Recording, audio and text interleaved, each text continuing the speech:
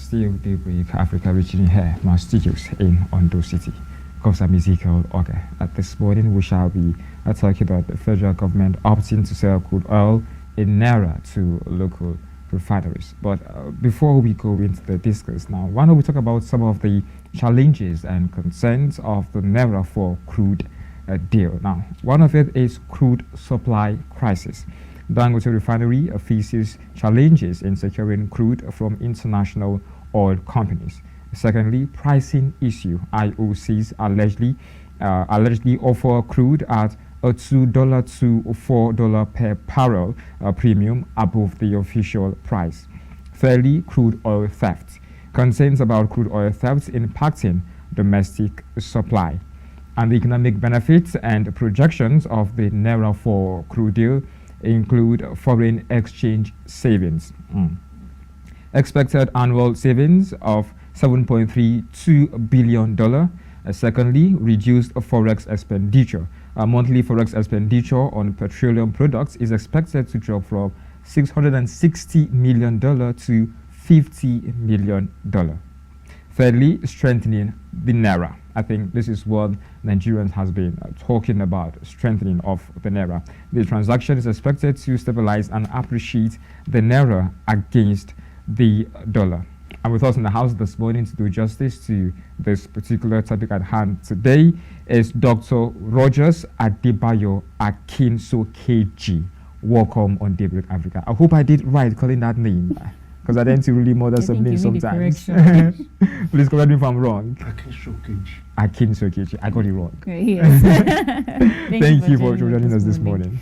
Well, going straight to the point, however, before we delve into the main discourse of the day, I'd like to know from your own point of view the state of Nigerian refineries. Where do you think we are when it comes to Nigerian refineries? Yeah, thank you. As far as Nigerian refineries are concerned, there's still much to be done in that petroleum sector, among which includes upgrading those facilities there so as to be able to meet not only the local demands but best international practices. We discovered recently that even according to records, the new Port Harcourt refinery is at 150,000 barrels per day.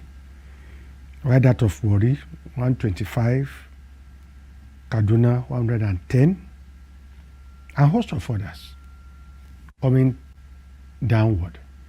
But with the advent of the Dangote refinery, a Dangote refinery will be able to produce about 650,000 barrels per day. So the question is this: why is it that the Nigerian government could not support the local sector to be able to strive in an attempt for them to be able to meet the best international practices? And of recent, we heard that the Federal Executive Council, ably led by the President, Commander-in-Chief of the Armed Forces, President Bola Ahmed Tinubu, recently made a proposal of allowing the NNPCPL to be selling the Nigeria-denominated crude oil in Naira to local refineries. This has generated a lot of controversies, argued for, argued against. But well, to me personally, going into the so-called Independent Petroleum Producers Group, IPPG, the question I do ask myself, because some times ago their worries have been based on potentially worsening Nigerian currency volatility and foreign exchange receipts. But the question is this: their nickname, Independent Petroleum Producers Group, where are their refineries? Many a times what they do, they buy and sell to their foreign counterparts. And they later go back and import same into the nation. Then there is always a gap between export and import. And when they export, that is going to be in dollar. Taking it back to Nigeria, importing it back to Nigeria is also in dollar. Then what happens to the Naira here? Then the question sometimes I ask some of my friends, there are other countries around the world, they sell on their own currency. So, but a country that fails to produce, then how do you maintain your foreign reserve? That's another good question we want to ask ourselves. But with this development, I think Nigeria is going to benefit immensely, most especially the government and the end users. Now, I think you want to say something. Maybe you could. Well, I was going to ask if he, anyhow, from his own idea, what you think motivated the federal government to go with this decision at this point?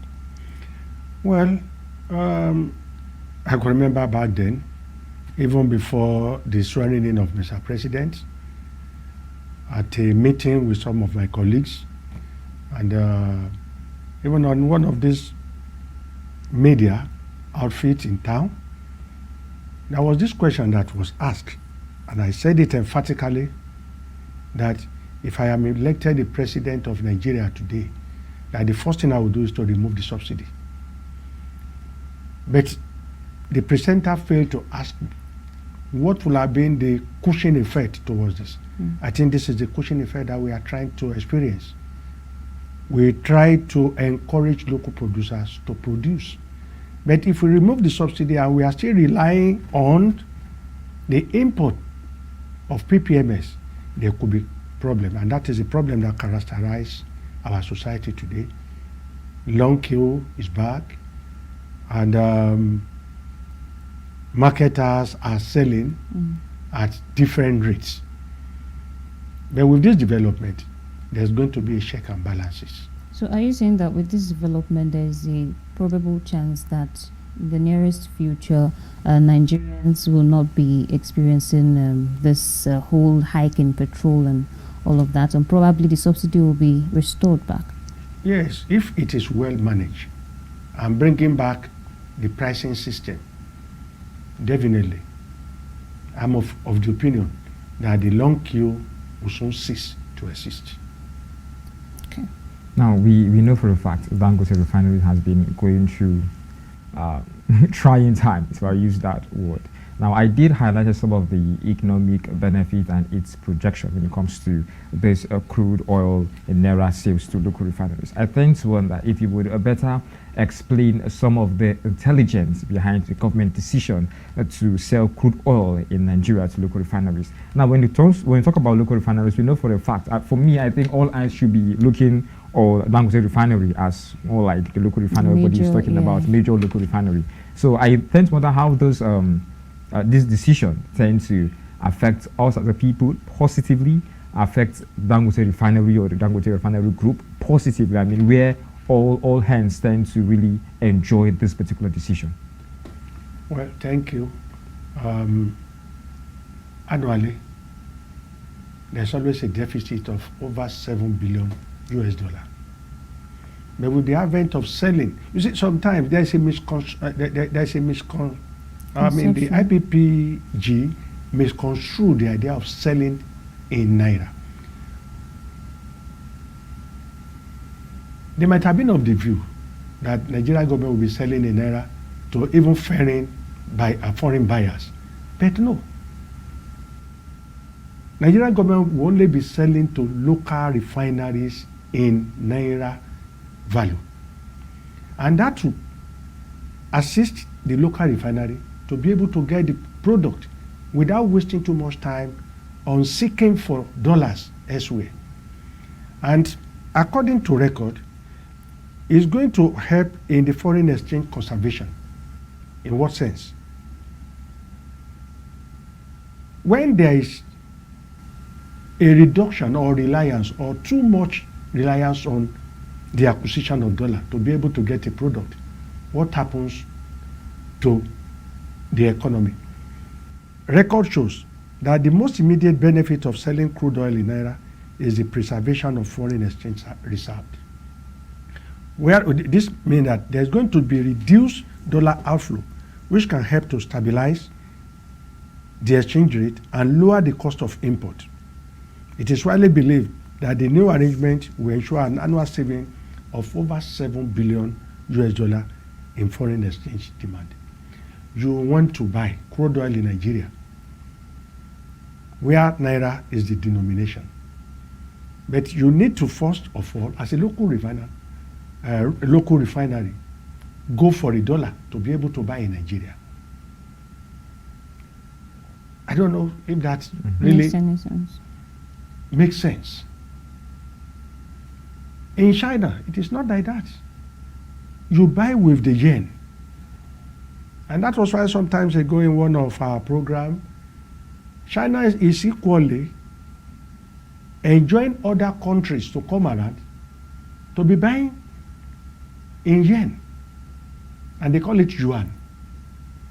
So as to be able to reduce the burden on dollar. And that is why today, when you go to even the parallel market, you can buy at the rate of, for instance, ₦1 this morning. By the time you get there in the afternoon, what do you meet? There is an increase. If you go there in the evening, what do you meet again? A slight increase. So, but if there is if the dependency on dollar is reduced, that will help to stabilize our foreign reserve. Now, for me, it's more like it's another textbook application in order to stabilize our foreign exchange in Nigeria. And the question is this sector, this oil sector, is the transaction just enough to stabilize general foreign exchange amongst other economy away from just this sector? Or is it more like another trial and error period for Nigerians? Because it's more like when it comes to stabilizing the Naira dollar situation, we're always applying one economic textbook status to another, and so far it hasn't really been giving out dividends. Thank you. This is not theoretical. It is practical. Now let us go into this few analysis. Okay. You produce, before we go into that, okay, you produce your yam in Nigeria. But for you to be able to have a tuber of yam, you need to go for $1 to be able to purchase that. What happens to that currency, dollar? What happens to it? There's going to be too much demand for that currency. And when there is excessive demand for a currency, what happens to the price? The price keeps fluctuating, increasing.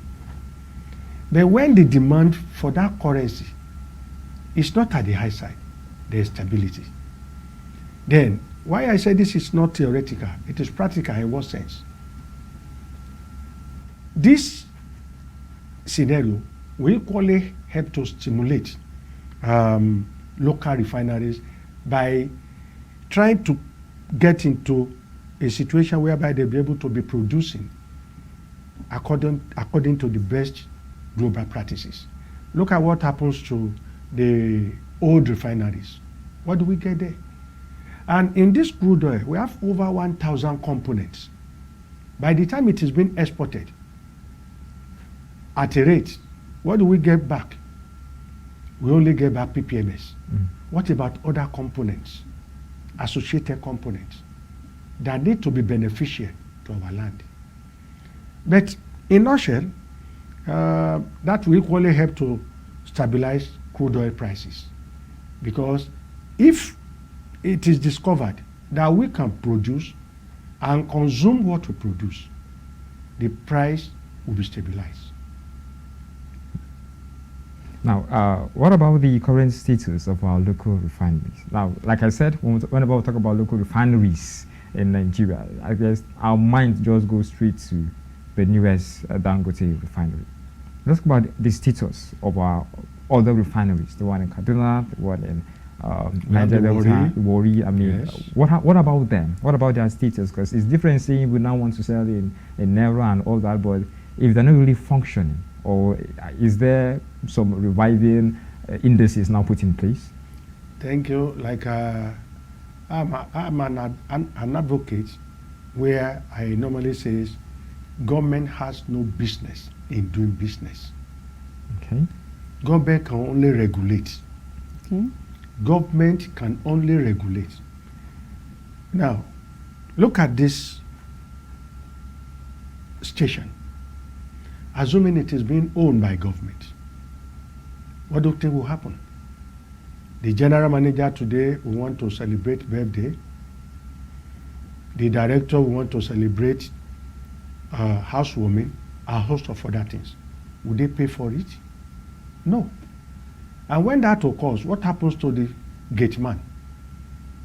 It will just be going like that. And at the end of the day, what happens to the income of this station? That is the problem of most of our public operations. And that is why I'm always saying government has no business in doing business, but just to regulate and to provide a legal framework for operations. When you say, sorry to quote you, but when you say government has no business doing business, does this go for every government, or you are particular about Nigeria? Because when you talk about that, you want to imagine as well that they actually need to do business because they need to keep the country active. Thank you. What happens to our Port Harcourt refinery all along? We have the old Port Harcourt refinery, we have the new Port Harcourt refinery. Why are they still at this level of production per day? 150. We call it new Port Harcourt refinery. What they could consume is just 150,000 barrels per day. And how much is a barrel? According to international bread practices, a barrel is just 200 liters. What happens to the old Port Harcourt? They could only consume just 50,000 barrels per day. That is to tell you, any firm or business outfit that is being owned solely by government, it will take time to thrive. Without even going to refineries, we have a lot of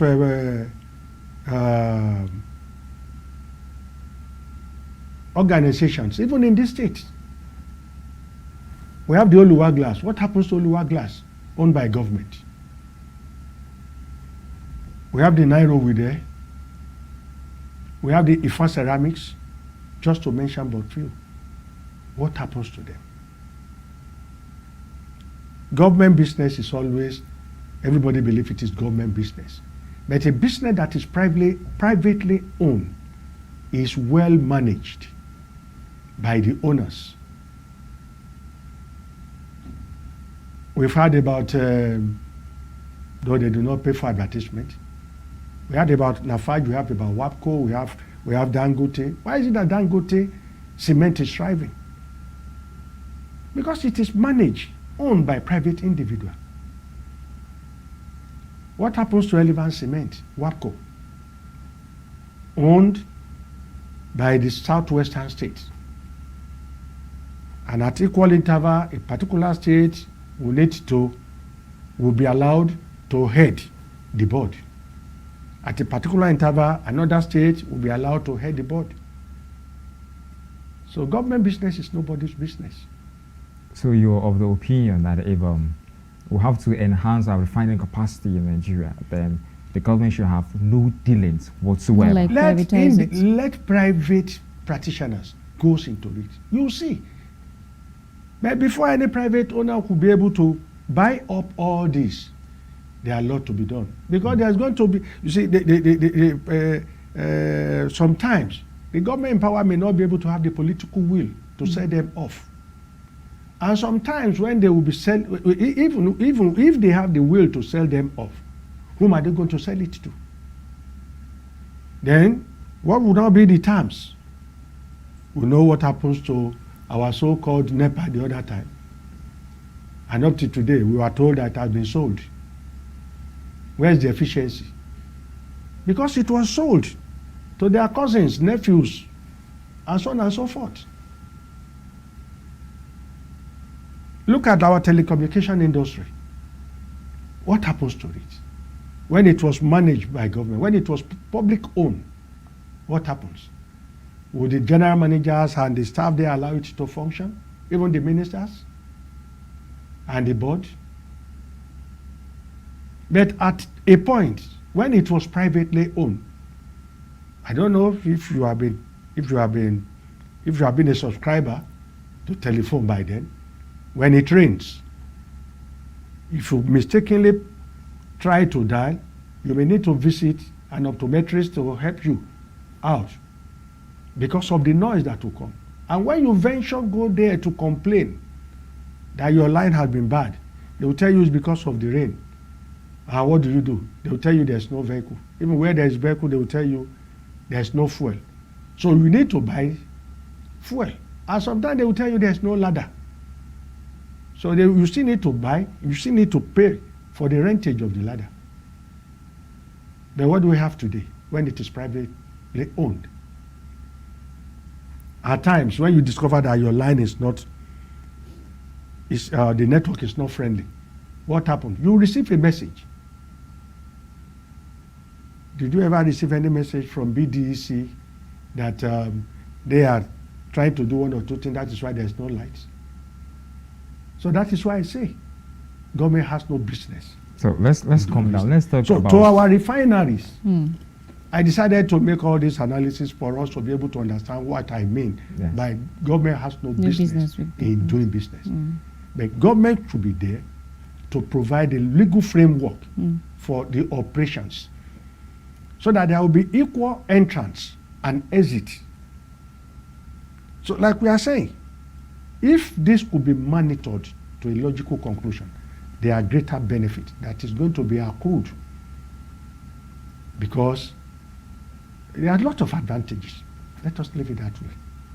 I was thinking from what you said, and of course the below per day barrel we have in our refineries today, which you did mention. What then would be the cause of this lack of efficiency and effectiveness? What are the little technical challenges that are attributed to our refineries? Is it lack of funding? Because I can't see the government just turn the blind eye totally towards the refinery. I don't want to believe that. I don't know if it's true, but I really don't want to believe that.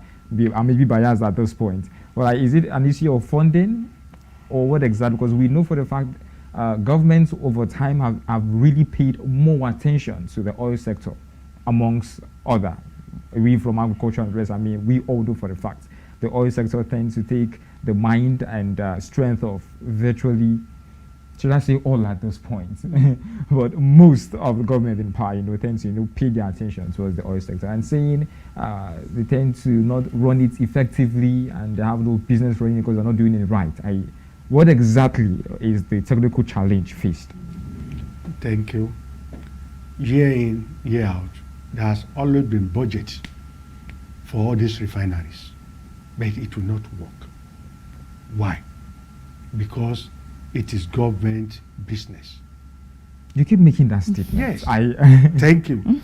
You will recall a one-time president, a one-time military head of state, and a later one-time president in this country destabilized, even total destruction of the toll gates. The toll gate he built years back, the toll gate was for a purpose. The purpose for building those toll gates back then was for road maintenance. That when motorists ply these roads and pay token, government will be able to add more in the maintenance of our roads. But by the time this one-time head of state, later one-time president, civilian president, returned to power, he could not believe what he met on ground. There was no dime kept in the account of those toll gates. And those toll gates have been managing since 1979. Not until when that man returned to power in 1999. No single account could be traced to those toll gates. That is government for you.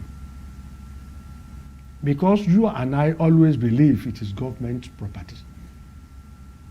If you are so lucky, one of your big brother happens to be the general manager, you'll be employed. And when you are there, what happens? Whatever you generated you may not return much into the treasury. Even the so-called returns to the treasury will have been hijacked somewhere along the line, not eventually get into the treasury.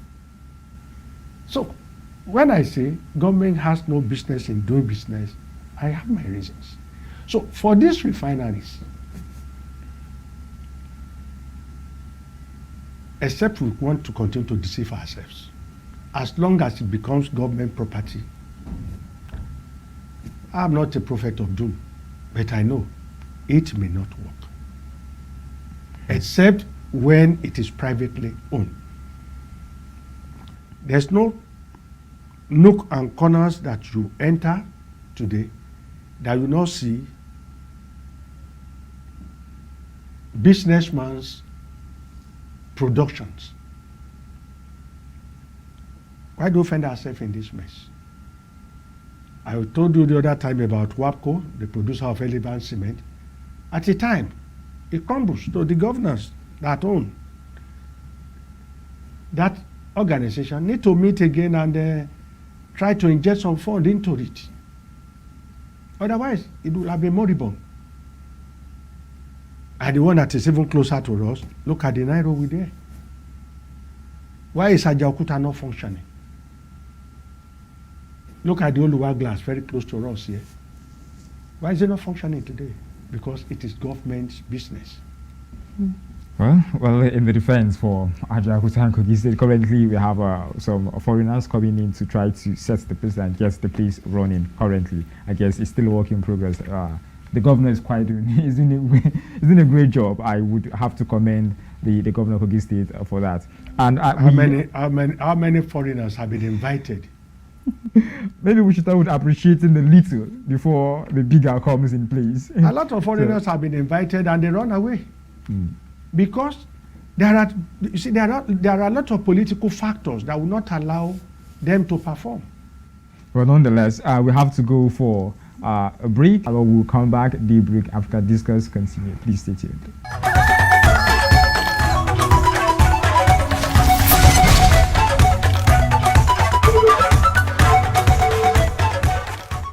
Welcome back from that business segment titled Go Start, and we are here again in the studio with our guests seated and ready. We have Dr. Rogers, Dr.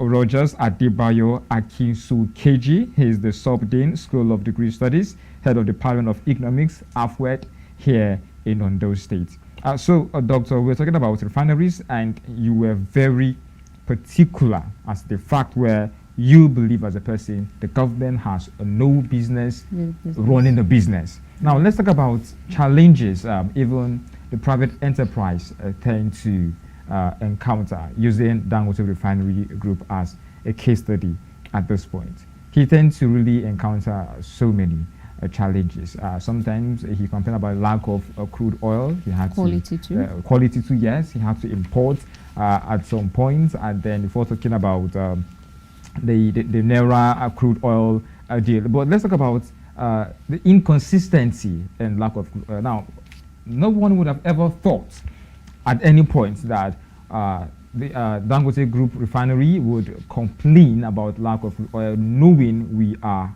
shall I use the word, owners of crude oil. Let's be honest, I mean, it's coming from us. So why would refinery tend to say they are having a lack on that commodity? Thank you. If you look at the establishment of that refinery, we know what transpired. And when a particular person is now claiming, you know, a lot of political things would have come underneath. However, Nigerians sometimes we fail to appreciate when Nigerians establish in Nigeria, assuming this refinery have been established in another land outside Nigeria, it will have been much appreciated. By what? By who? By those that will be benefiting directly and indirectly. What are those What do I mean by indirectly? We have a group, like I said in the beginning, they call themselves Independent Petroleum Producers Group. The IPPG. IPPG. Yes. Please, where is their refinery? What are their operations? I'm asking. What are their operations? They call themselves producers. What are they producing? What do they do?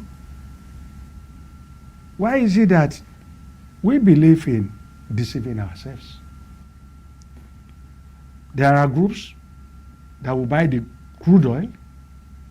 They will sell to their foreign counterpart. They will equally go back and import those commodities back, and claiming that if they are to sell by the cost of importation, it will not be to the reach of the end users. They are now requesting for subsidy. Failure to pay subsidy, those cabals know how to operate. So that is the problem. But because they know, the problem Dangote Refinery had at the onset, if not because the president, commander-in-chief, decided to take the bull by the horns now, is that those that could have been benefiting will not be able to benefit from it, because the refinery will buy directly and sell to Nigerians. You could imagine, you sell your yam out rather than for you to boil and consume. You sell out, you later go back to buy the boiled yam. So those are that has been the problem that Dangote was having at the Abin issue.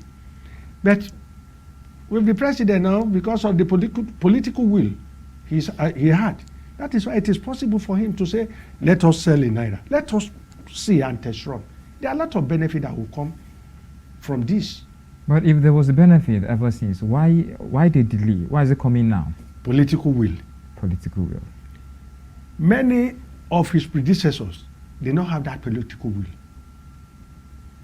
If we want to talk about political will, we may not be able to leave this place. But we can only just term it political will. Because who sponsored this person? He has no godfather.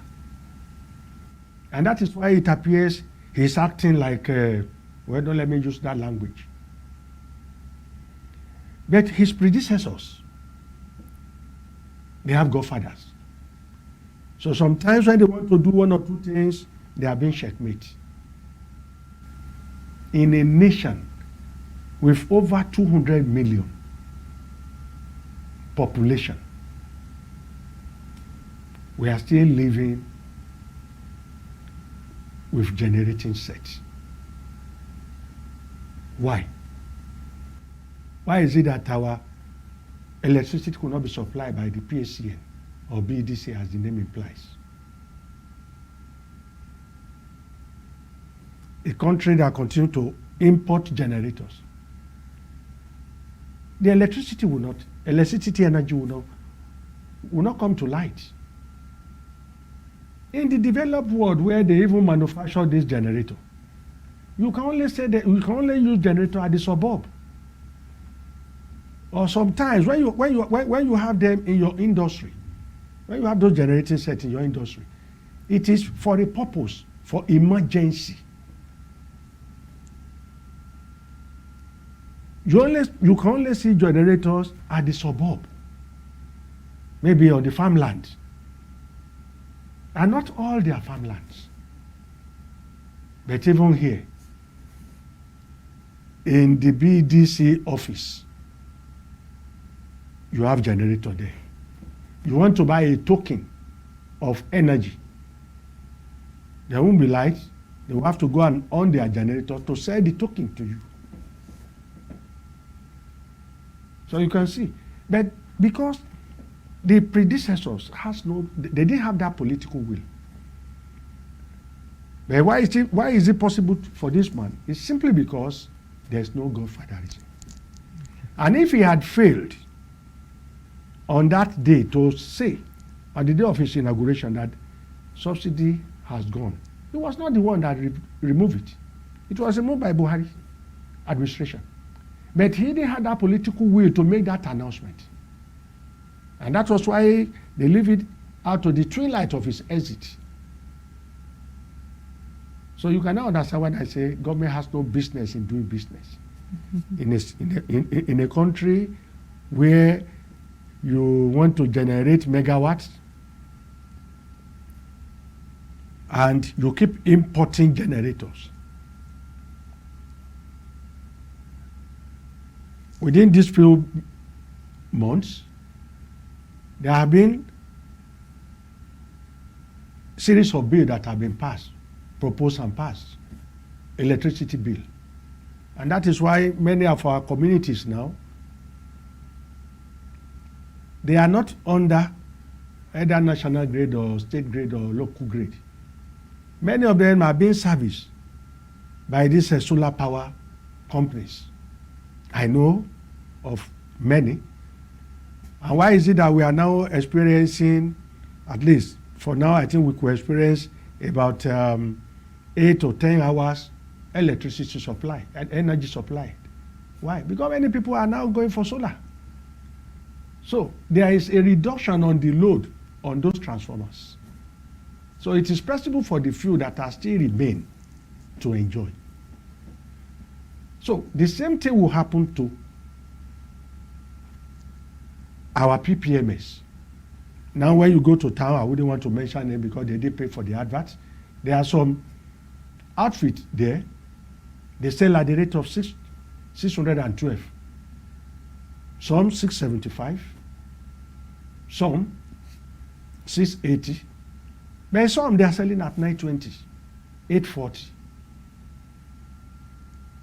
So we can read between the lines. But by the time we have this in abundance, not under the umbrella of it was on the sea, it was on this and that, we have paid yet to be dropped. Yes, I think let us watch and see. Now, it's one thing to have access to crude oil with the Naira crude oil deal, but how will the government ensure that local refineries, have the capacity to process the crude oil? Because I'm still really having my mind on the statistics actually I've lead here. Yes. So how would government, although like you said, it's not their business doing business, but in this case, they're in the business already. So how are we going to ensure refineries have the capacity to process crude oil? To any businessman that ventures into business, he has a goal. And he strives hard to meet those goals. The owner of this outfit has a goal in the beginning, and the goal is still being maintained. Now I'm in my office. You come around to reach my transportation challenge. That is to let you know that he has a goal. You want to tell me that could happen in any public station? No. We've been there severally. And what about the facilities? We can still see that this thing is still being maintained. What about the public one? Most of the television station owned by state is no longer functioning. Why is this one still functioning? It has a goal. And it will continue to work towards that goal. And you will see the maintenance is going to be, they are ongoing, unlike public stations. So, for the maintenance of the re-refining, the owner of that refinery equally has a goal. And that goal will even help the economy to thrive. That is what I believe. Well, we have been talking about how this policy is going to affect the economy and even with the refineries at large. But we haven't really spoken about the implementation process. Now, as we all know, most times Nigeria has this issue with accountability and balance and, over time maintaining whatever policy has been put on ground. What do you think about the implementation process of this policy? For this policy to thrive and for us to be able to correlate between our foreign reserves and the domestic saving, it is left for those that are saddled with it. What we are in for is the refinery, so that the end users will be able to get it. You see, there is this Yoruba adage, I don't know who will help me to translate that.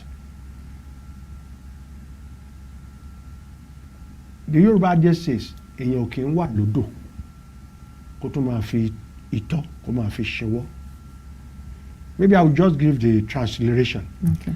How will you be in a land surrounded by water and only for you to use your saliva to wash your hands? That is the state of affairs here. And that is why it appears there are problems here and there. There is no problem. The problems we are facing is being orchestrated by a clique, normally called Kaba. When you fail to carry them along, when you are trying to block their end, they try to fight back. And that is why many of our past leaders has no political will to do anything. They will still need to consult. Well, you made it clear that the present person has a political will. Therefore, yes, how possible is the political will and then yet having cabal running things? Thank you. When you fail to carry your godfathers along, they create problems for you. But if you have that will, you stand by your words.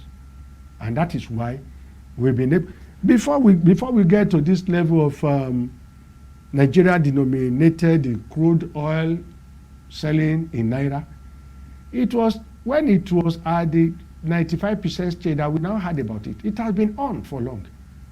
There are problems here and there, even most especially from the so-called independent petroleum producers group, bringing in one factor or the other, telling us their disadvantages, but they fail to show us the advantages. Not until when we prove to them that this is going to be advantageous. It will help to stabilize the economy. What about job creation? Do you know that an average employee in a refinery is not less than 1,000, both skilled and unskilled?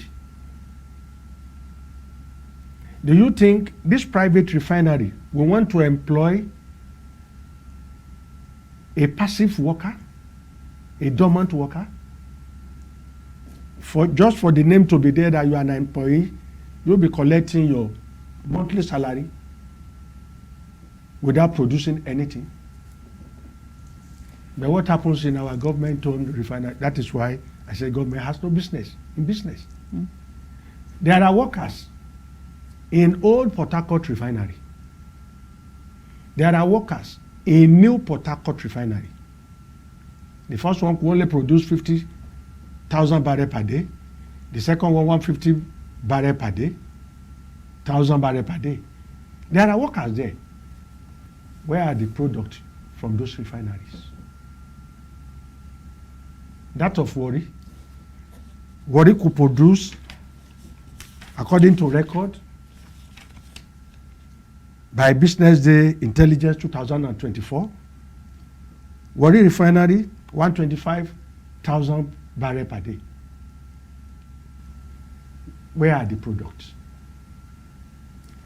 And every year, the staffs, or every month, they collect their monthly salaries. Can that happen here? I'm sorry if I may be if I may be tough at times. No, it's okay. We have OSROC in Ondo State here. Are they still in operation? Are they still on the air? But there are staffs there. We have general managers. We have directors. We have manager this, manager that. If you fail to perform your duties creditably according to the mode of your appointment here, do you think the owner of this place will still retain you? So that is what we are saying. Oluwa Glass, before it finally collapsed, there wasn't any output coming out from that place. Oluwa Glass industry. And the staff, they were still collecting their pay. Do you think a private business person would do that? Who are the people working there? He said that sons of commissioner, in-laws of commissioner, and a host of others. But by the time we allow this to work, there are a lot of gains that will be accrued. It is true there could be a teaching problem. There's no development without pains. But the gains that we are going to derive will outsmart the pains. Job creation is part of the gains. Economic stability is part of the gain. Increased government revenue. The tax collected could be accounted for.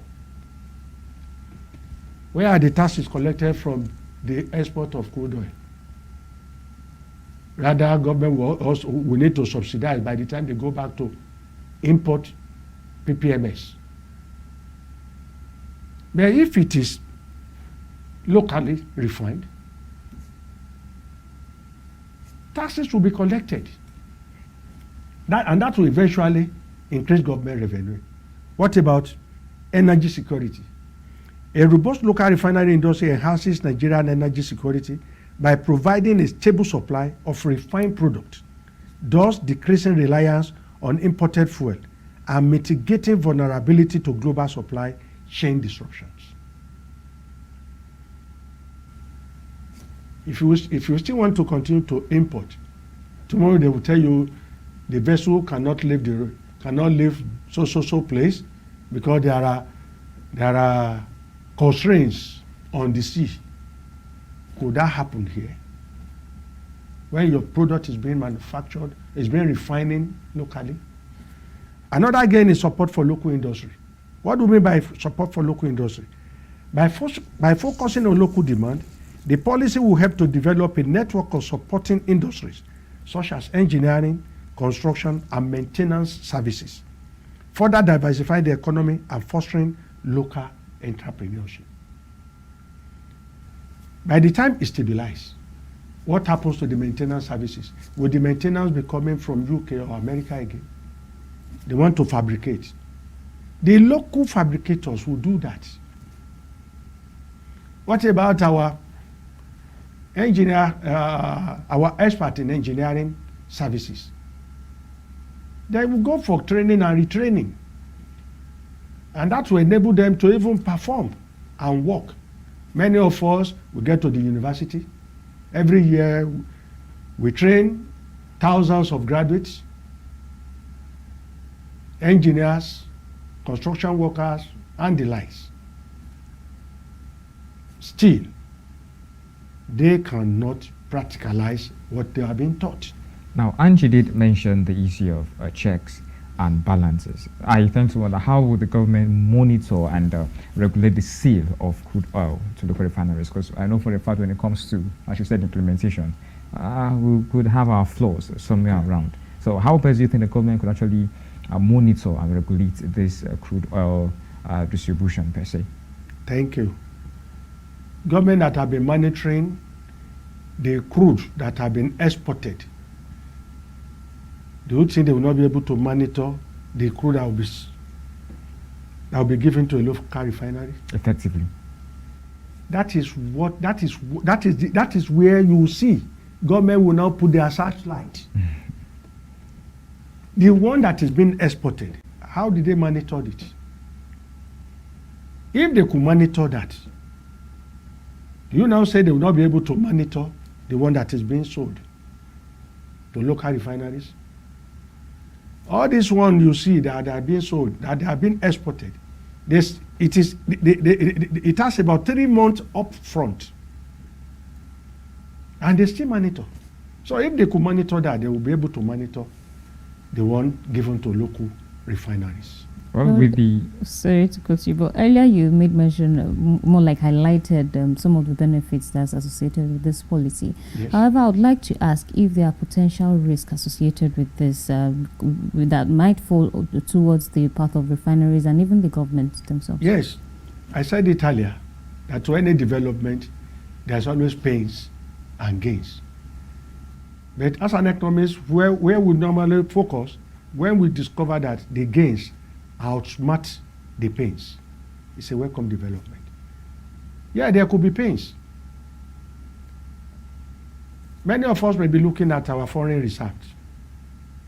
But one thing that the IPPS failed to understand in their former argument that is now clearer to them now had been maybe government will now be selling to even foreign consumers in Naira. No. Government will sell to foreign buyers in dollars. But just to save the local industry.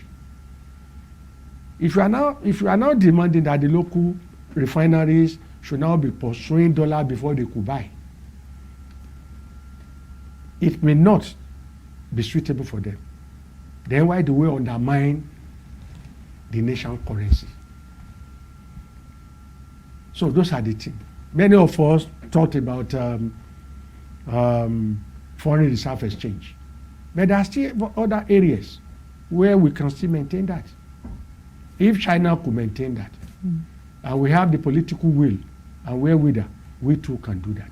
But let's talk a little before we go about the timeline for implementing the policy, the immediate next step, and also the economic benefits and projection. At what point are we expected to start experiencing the effects? Thank you. According to the literature and record, it will start October 1st, selling to local refineries in Nigeria Naira note. And I'm sure before the year runs out, we'll be experiencing the benefits. I mean the end users. There's going to just 3 months, you're very certain just 3 months. They are producing already. But there is a militating factor that is giving them a setback, sourcing for foreign currency to buy. But now if that one is out of the way, it will fasten and hasten the production processes. And very soon you and I will still be here, by God's grace, if we have the grace, you will see that very soon transportation costs will be reduced. You'll definitely be invited. And I will now tell you that I told you by then, I'm not a prophet, but we forecast. We could see what will happen. But most of the problem that people are now thinking about, they are not issues. Sometimes they talk about quality issues, sometimes they talk about infrastructure challenge, high cost production, political and regulatory instability. Yes, maybe tomorrow if another party won the election and the man is not in their good book, maybe. No, it's more than that. Right. Thank you. Thank you very much. But as far as the merit is concerned, it supersedes the demerits. Thank you very much. Noted. Thank you for joining us this morning. Thank you very much. Of course, we've come to the end of the show this morning. My favorite package. Tomorrow, your favorite. We all know it's not your favorite. It should be mine, not yours. And of course, we'll be here same time tomorrow morning. You have a great day ahead. I remain Ezekiel Ogar. And I'm Angela Daku. Have a good day.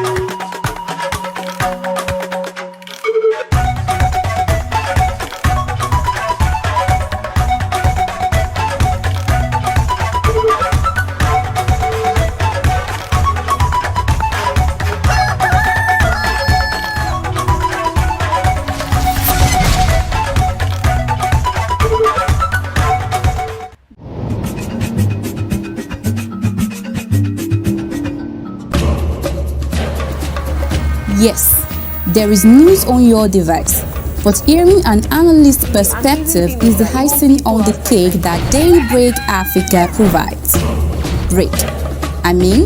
Start your day with prompt analysis of the latest news, trends, exactly, and then you see these people, they are so agile, they can do a lot of politics. We have to go back to that regional system. That is the foundation of this country, for God's sake. Entertainment, fashion, culinary skills. So first I'm going to be pouring the oil inside the pot, and I will religious and cultural events amongst others on Daybreak Africa. For a rich mix of analysis on current issues, tune in daily from 7 a.m. to 9 a.m. on channels 480 and 124 on Startimes.